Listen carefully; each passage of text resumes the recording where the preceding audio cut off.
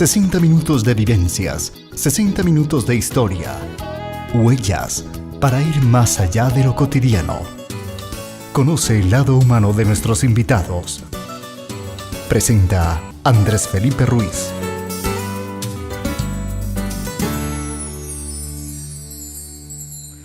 Hola, ¿qué tal? Muy buenas noches, bienvenidos a Huellas. Gracias por estar con nosotros en nuestra cita cada 8 días a través de nuestro canal. Hoy tenemos un invitado muy especial, ya es familiar tenerlo con nosotros, el doctor Oscar Darío Ríos Ospina, para seguir hablando de esos temas de interés general que nos compete a todos, no solo los jóvenes, los adultos mayores. Creo que es a todos los que nos interesa saber qué pasa con las pensiones en sus diferentes áreas. Así que hemos invitado hoy al doctor Oscar Darío. Doctor Oscar Darío, muy buenas noches, bienvenido a Huellas nuevamente, ¿cómo está?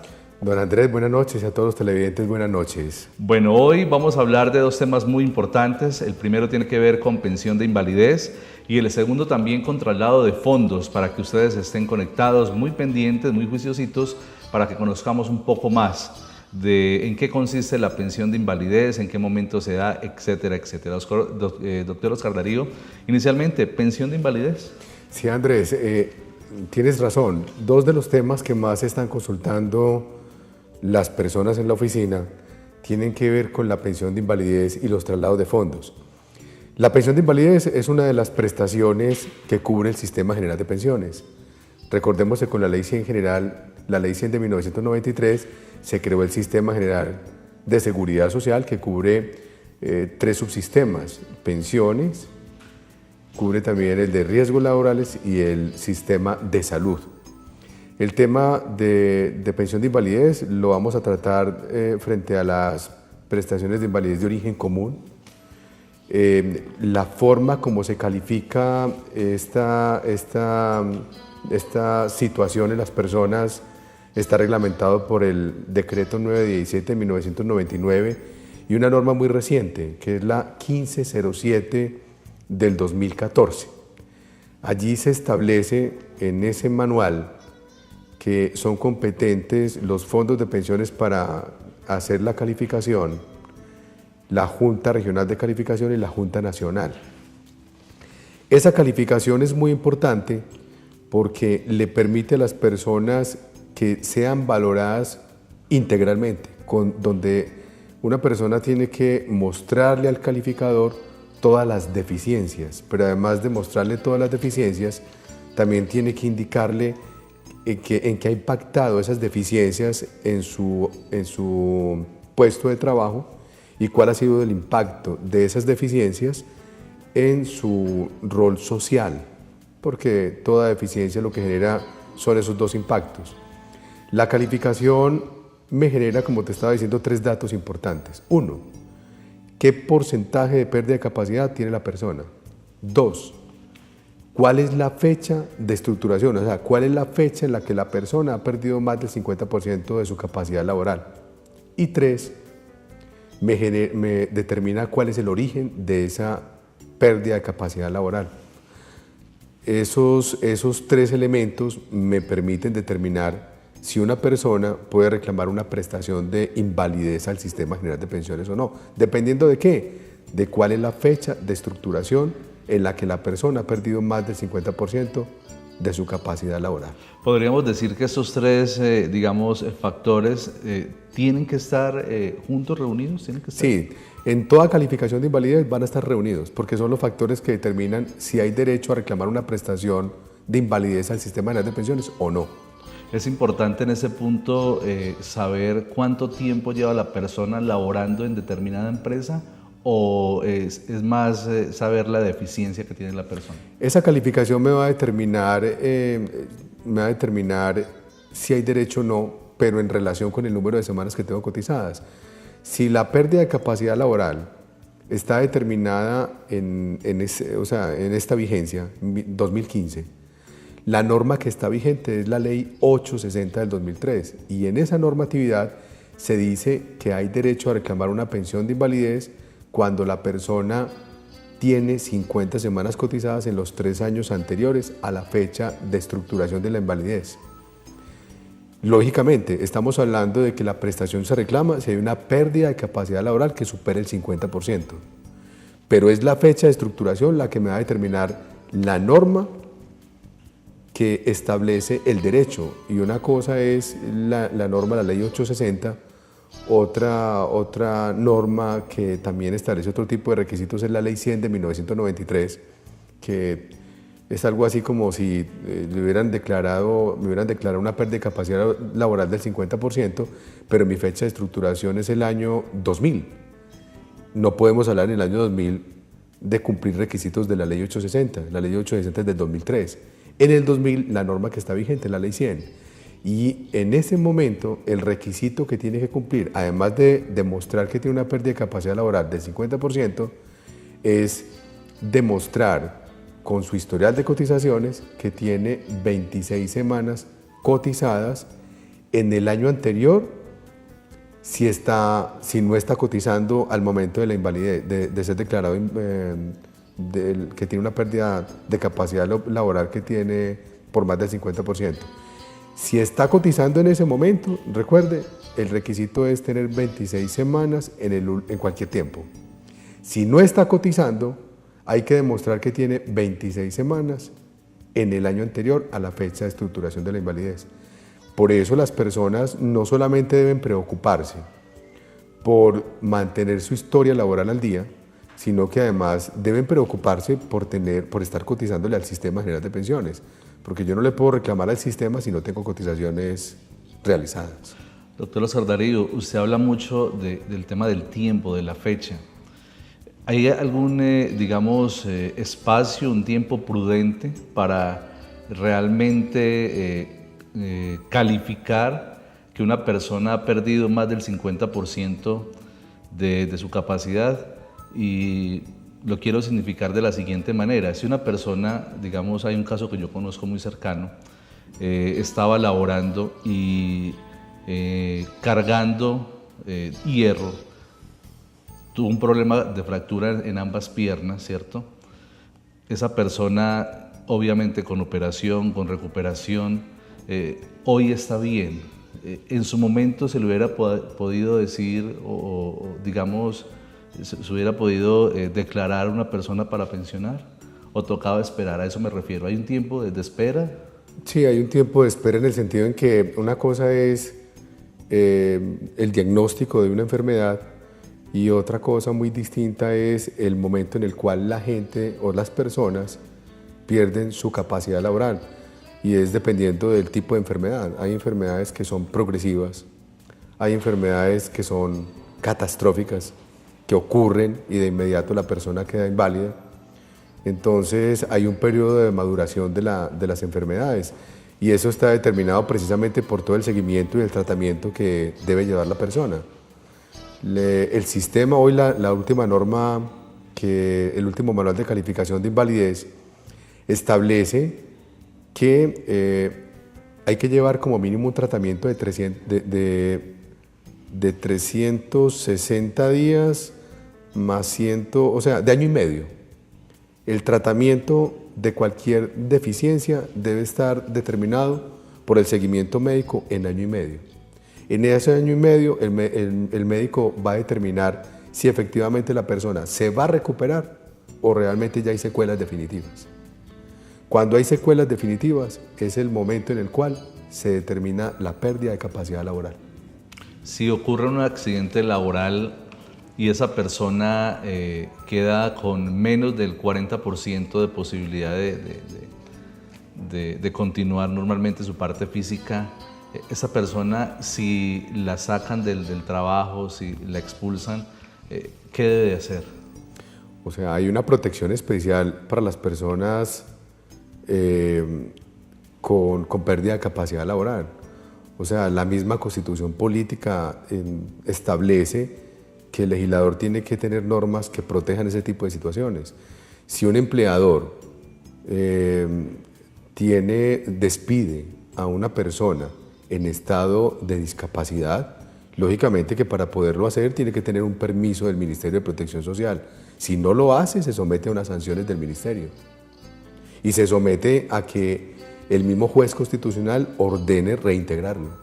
pero ahí hay una protección especial para este tipo de personas. Hay una protección especial. De pronto usted conoce algún caso cercano y pues qué bueno que estos, digamos, espacios que tenemos aquí en Huellas también los puedan aprovechar, porque a veces no sabemos qué hacer en determinada situación.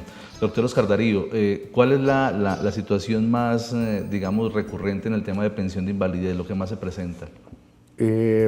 No, es general, o sea, todo tipo de deficiencia tiene que ser valorado, sobre todo porque hay personas que llevan varios años con su historia clínica, hay personas que, por ejemplo, no han construido una historia laboral que le permita reclamar. Y sobre este tema no solamente es someternos a la legislación que hay para reclamarle al sistema, sino que también la Corte Constitucional ha venido pronunciándose sobre un tipo de enfermedades, las enfermedades degenerativas, congénitas, las enfermedades progresivas, enfermedades como por ejemplo el SIDA. El SIDA es una enfermedad que le genera a la persona una pérdida de capacidad laboral, pero que en la medida en que esa enfermedad va desarrollándose en la persona, va a llegar un momento donde la persona va a tener que dejar de laborar, pero ese momento no es el momento del diagnóstico. O sea, hay un momento del diagnóstico y hay un momento en el cual la persona pierde su capacidad laboral y es cuando ya no tiene defensas. El sistema se ha equivocado en este tipo de enfermedades en determinar como fecha de estructuración el momento del diagnóstico. La Corte ha dicho que no se puede tener este momento del diagnóstico como la fecha de estructuración de la invalidez, sino el momento en el cual la persona deja de laborar, que es el momento donde la persona ya está discapacitada para realizar cualquier actividad laboral. Entonces, en este tipo de situaciones, si bien la persona cumple o no cumple requisitos, hay que tener muy claro cuál es el momento en el cual se determina la pérdida de capacidad laboral. Si es el momento en el cual fue calificado por las entidades competentes o si es el momento donde se presenta el dictamen de la calificación o el momento de la última calificación. Esa es la creación jurídica de la que nosotros los abogados especialistas estamos atentos y es la asesoría que las personas tienen que recibir. Pero vuelvo y le repito, aquí un elemento importante es que la gente construya su historia laboral. Hay un descuido total de las personas. Las personas se sienten enfermas y no consultan al médico. Las personas se sienten que tienen una enfermedad y además de consultarle a ese médico especialista, deberían de consultar también con el psiquiatra o el psicólogo, porque toda enfermedad me genera a mí un impacto en mi estado de ánimo. Y eso me genera a mí un impacto en mi entorno social. Entonces, si yo tengo una enfermedad como el SIDA, yo la puedo, y hoy me la diagnostican, yo puedo seguir laborando. Hoy, incluso socialmente, pues el único que puede conocer de la enfermedad soy yo. Socialmente no tiene ningún conocimiento. Pero en la medida en que la enfermedad se va desarrollando, va a llegar un momento donde la persona socialmente se excluye o lo excluyen y también laboralmente. Entonces, esos momentos son muy delicados, son de mucha atención y hay que estar muy atentos a ellos. Doctor Oscar Darío, el tiempo de estudio de estas entidades, más o menos, ¿en cuánto está? Es que estamos hablando de año y medio. Año y medio es el estudio en el cual se va a determinar si se califica o no, si realmente hay secuelas definitivas o no. ¿El paciente debe esperar año y medio? Año y medio.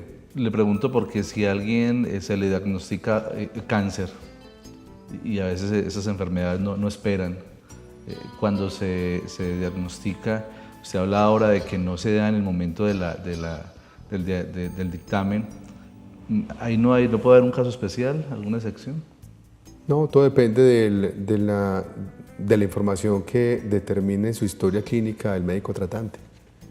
Porque el último manual de calificación lo que hace es someter a las personas a un tratamiento y en la medida en que ese diagnóstico va avanzando, en la medida en que la gente cumpla con el tratamiento, porque mire, hay enfermedades que una forma de tratarla es a través de medicamentos Al principio los medicamentos pueden ser muy leves, pero cuando la enfermedad va avanzando, se va volviendo requiere de medicamentos más intensos.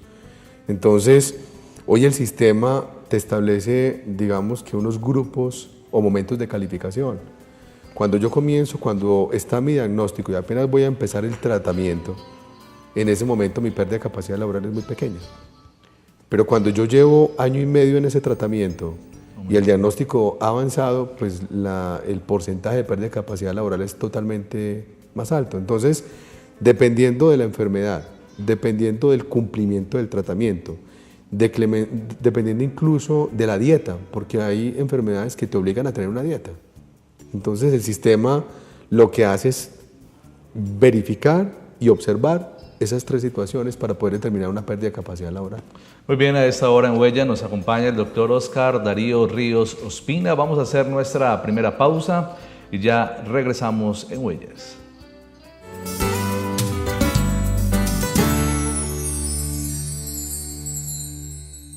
En Guía Jurídica Abogados, consulte gratis sus dudas sobre prestaciones sociales y pensiones, régimen de transición, pensión familiar, derecho al incremento pensional, invalidez, sobrevivientes, retroactivos y demás derechos. Carrera Octava 1860, oficina 404 en Pereira. O llame al teléfono 335-8699 o al móvil 310-405-8610. Guía Jurídica Abogados.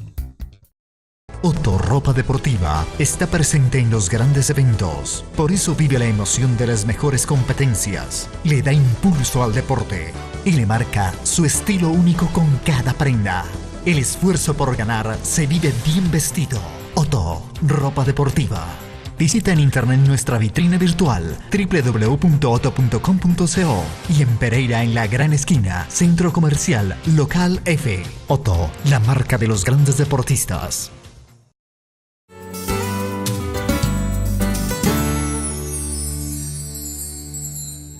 Gracias por continuar en Huellas, doctor Oscar Darío. Para cerrar este primer tema de la noche, ¿qué tiene que hacer la gente para adquirir su pensión de invalidez? ¿Cuál es el conducto regular?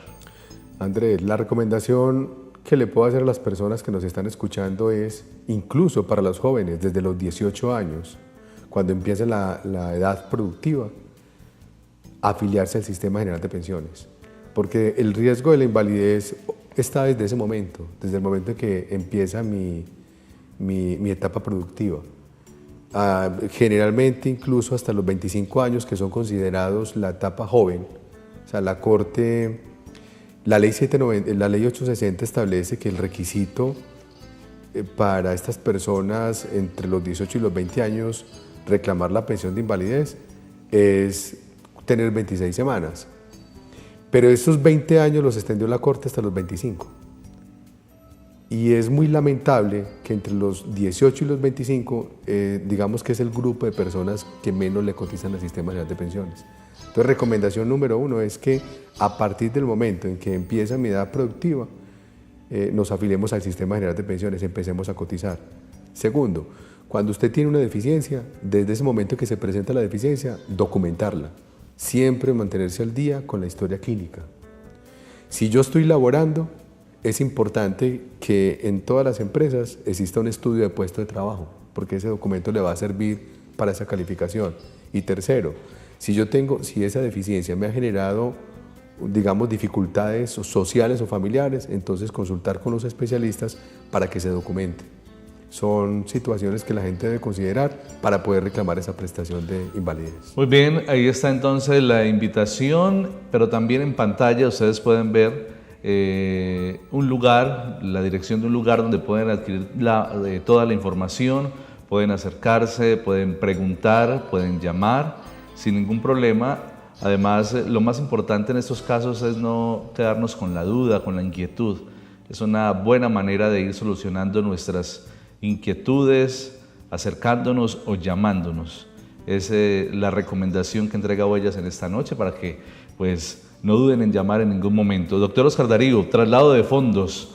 Es un tema realmente que también es muy sensible para la gente, es muy de común diario vivir, llamémoslo así, porque pues hoy a veces hay confusión y no sabemos dónde tenemos digamos, la mayor seguridad de nuestros fondos. Unos hablan de que es bueno tenerlo en esta entidad, otros en aquella. ¿Cuál es la realidad del traslado de fondos? ¿En qué consiste? Mire, la realidad es la siguiente. Todos, desde la Ley 100 de 1993, se creó una obligación para los trabajadores de estar afiliados al Sistema General de Pensiones. En la Ley 100 se obligaba a los trabajadores dependientes. En la Ley 797 esa obligación se hizo extensiva a los trabajadores independientes. Entonces, esa afiliación, dice la misma Ley 100 en su artículo 13, en su artículo 271 y 272, que la afiliación debe ser libre. Muchos empleadores ni siquiera le permiten a ese empleador tener esa libertad, porque en muchas de estas empresas simplemente se le indica a la persona los documentos que tiene que firmar, pero no se le indica dónde lo van a afiliar. Y por el afán de trabajar, obviamente eso es lo que usted menos mira, simplemente lleva los documentos. Claro, simplemente lleva los documentos.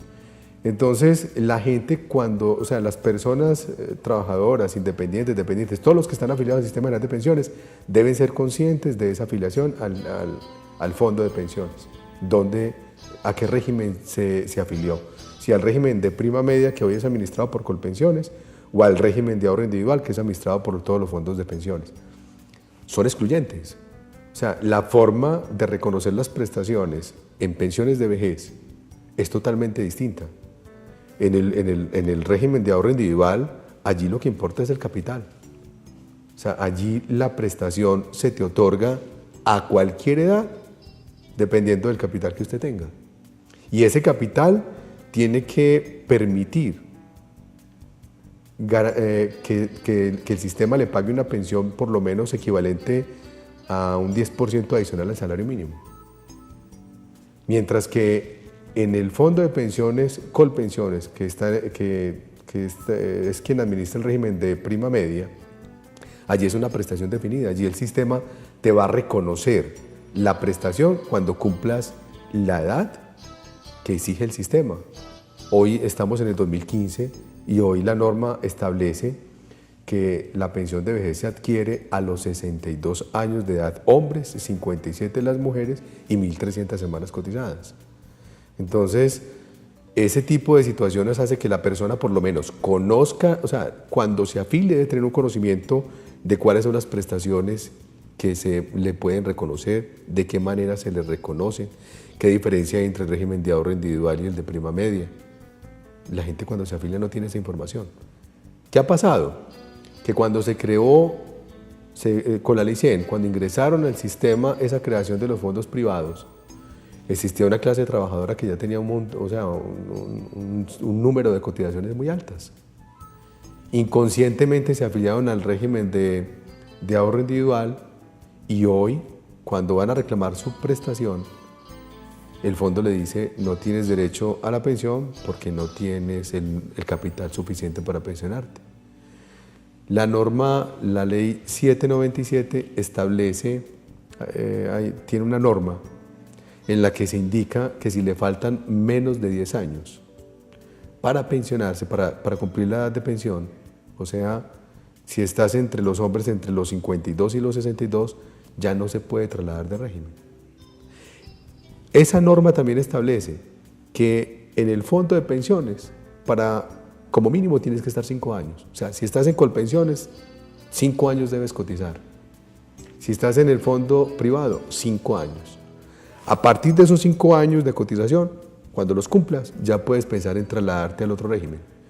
Pero si ya estás en la edad en la que te faltan menos de 10 años para pensionarte, ya no te puedes trasladar. La Corte Constitucional y la misma Corte Suprema de Justicia ha venido tratando este tema y en las últimas sentencias o no digamos que las últimas, desde el 2008 manejó el tema de la nulidad de la afiliación. Como encontraron en algunos casos que no se dio esa asesoría requerida cuando se dio la afiliación de las personas que tenían derechos de transición, la Corte en el 2008, en un caso en el que desató una petición de una persona que ya estaba pensionada con el fondo privado. Pero como se demostró en el proceso que esa afiliación no estuvo precedida de esa documentación y de esa información que requería la afiliación, la Corte declaró la nulidad de esa afiliación y condenó al fondo de pensiones, Colpensiones, a que le reconociera la pensión de vejez a partir del momento en que se cumplieron los requisitos de pensión de vejez en el régimen de prima media. Al fondo de pensiones le ordenó que devolviera todo el capital que tenía acumulado la persona sin descontar ni siquiera las mesadas pensionales que había pagado a la persona.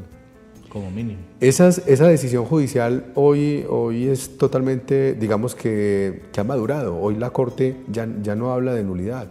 Hoy la Corte Suprema de Justicia, frente a los traslados de fondos, habla de ineficacia de la afiliación. La validez que tiene ese momento en que la persona firma ese formulario de afiliación. Por eso los fondos hoy son más rigurosos en presentarle a los afiliados esta información relacionada con el sistema general de pensiones. O sea, si estoy en Colpensiones, allí me van a indicar cuáles son las características. Si estoy en un fondo privado, hoy. Pero en aquella época, años atrás, no se le explicaban y no se le indicaban a los clientes eso. Doctor Oscar Darío, una persona, si está en el fondo privado y pasa a Colpensiones y por recomendación, sugerencia, quiere volverse a trasladar, ¿lo puede hacer? Lo que estábamos hablando, lo que te estaba explicando ahora, Andrés, y a todos los televidentes, si lleva 5 años cotizando en ese fondo de pensiones y le faltan menos de 10 años para adquirir la edad de pensión, no puede trasladarse, ya no se puede trasladar. Si le faltan más de 10 años, pero ha cotizado 5 en ese régimen, sí se puede trasladar.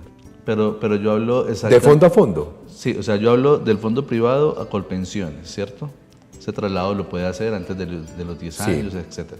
Pero si esa persona se trasladó a Colpensiones y quiere regresar por sugerencia, porque alguien lo sentó y le dijo por qué se pasó, por qué no siguió en el fondo privado, ¿lo puede hacer o no solamente es una vez? O sea, administrativamente no lo puede hacer si le faltan menos de 10 años, pero judicialmente, si hay prueba de que la afiliación no estuvo precedida de una información básica que le tuvieron que entregar cuando se afilió, judicialmente es posible que se declare la ineficacia de esa afiliación y pueda regresar al fondo donde estaba afiliado.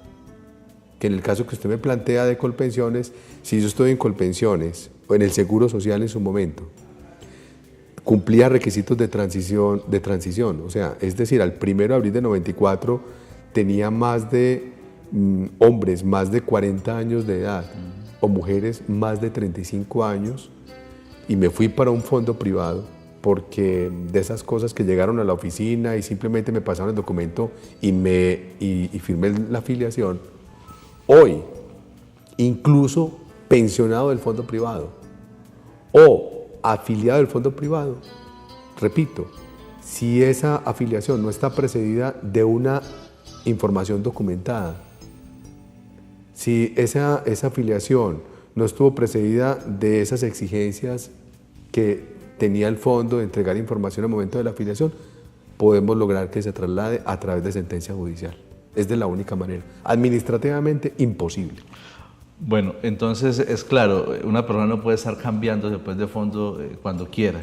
No. Eso sí no puede estar trasladándose cuando quiera. O sea, hay que cumplir unos requisitos. Doctor Oscar Darío, normalmente cuando la persona va a ingresar a una empresa, llega con total desconocimiento a qué fondo se va a afiliar. Y lo mínimo que dice la persona es, yo estaba en esta entidad, yo estaba en esta otra, etcétera, etcétera. Entonces, déjeme ahí. O muchas veces las personas preguntan, ¿cuál me recomienda usted? A hoy, ¿podemos darle una sugerencia de qué debe hacer la persona? La sugerencia es que las personas deben conocer con toda claridad la información de ese fondo donde se van a afiliar. Primero, ¿qué régimen están administrando? Recuerde que el sistema general de pensiones está dividido en dos regímenes. El régimen de prima media que lo administra Colpensiones y el régimen de ahorro individual que lo administran los fondos privados. Cuando a mí el empleador me dice que me sugiere que me va a afiliar a un fondo privado, si a mí se me presenta esa sugerencia, debo rechazarla. Porque es que si la elección de la afiliación es libre, Claro. soy yo quien debo determinar si estoy en el régimen de prima media o estoy en el régimen de ahorro individual. De otra manera, se estaría violando los derechos fundamentales de esa persona. Porque es que es bueno entonces dejar como reflexión para nuestros televidentes, doctor Oscar Darío, que el firmar, el afiliarme en ese momento cuando estoy ingresando a determinada empresa, es tan importante firmar el contrato como saber a dónde me estoy afiliando en el tema pensional. Porque Sí. es que más adelante es donde vamos a poner el retrovisor y a decir, yo por qué no hice esto desde el principio.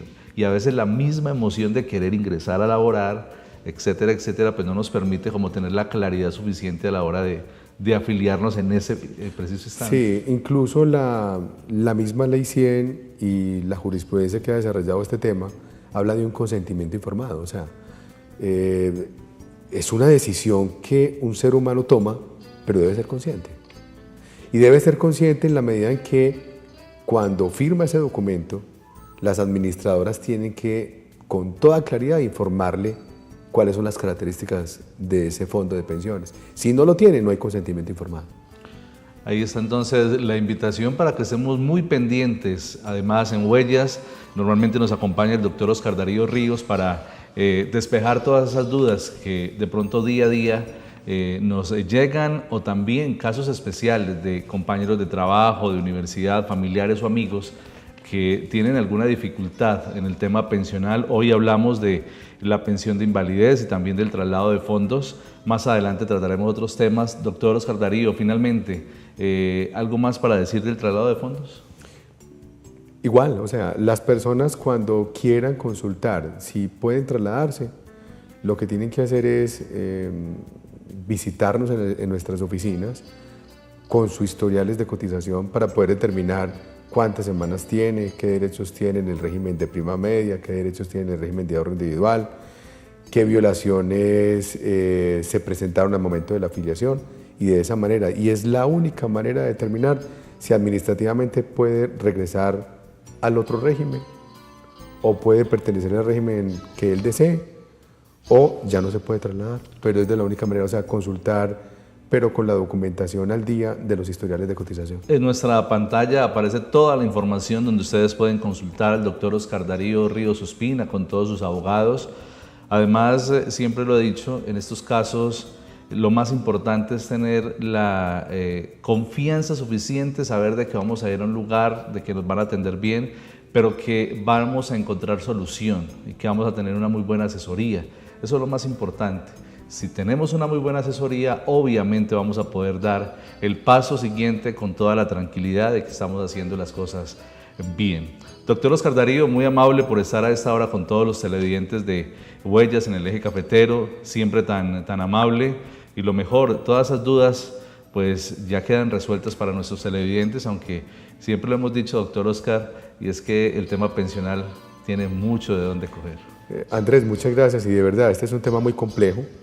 Por eso cada persona debe acercarse a la oficina, consultarnos con su historia laboral, con su información específica, porque cada caso tiene su solución.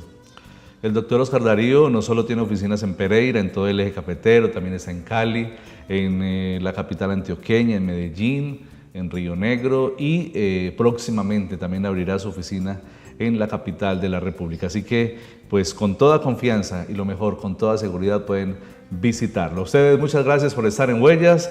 Hasta la próxima semana, hasta una próxima oportunidad. 60 minutos de vivencias, 60 minutos de historia. Huellas, para ir más allá de lo cotidiano. Conoce el lado humano de nuestros invitados. Presenta Andrés Felipe Ruiz.